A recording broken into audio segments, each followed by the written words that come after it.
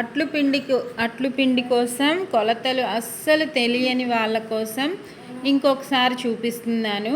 చూడండి, last time ఒకసారి చెప్పాను, అయినా ఇంకొకసారి చూపిస్తున్నాను. నేను చూపించే గ్లాస్తో 2 గ్లాసెస్ బియ్యము ముందే వేశాను కదా, ఆ కప్పుతో 1.25 వంతు మినప్పప్పు తీసుకోండి, సరిపోతుంది. ఇంకా ఓవర్ నైట్ అంతా మార్నింగ్ అంతా నానబెట్టేసి ఈవినింగ్ ఇలా జారుగా పిండి పట్టేసుకొని నైట్ అంతా ఫర్మెంట్ చేసుకుంటే మన అట్లు పిండి సూపర్గా రెడీ అయిపోయినట్టేనండి.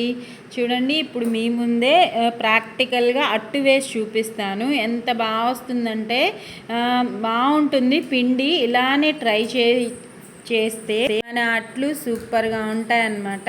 చూడండి, అలా హోల్స్ పడితే మన అట్టు బాగా వచ్చినట్టు అనమాట.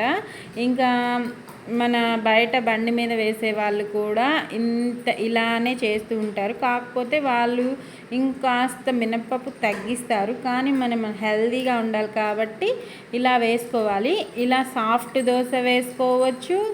దీంతో పాటు మనం కరకరలాడే పేపర్ దోశ కూడా వేసుకోవచ్చు. అది కూడా చూపిస్తాను. ఇదిగోండి, అదే పిండితోటి నేను 2 టైప్స్ ఆఫ్ దోశ చేశాను, సూపర్గా ఉన్నాయి. ఇది ఏమో పేపర్ దోశ అండి. నా వీడియో నచ్చితే లైక్ చేయండి, కామెంట్ పెట్టండి.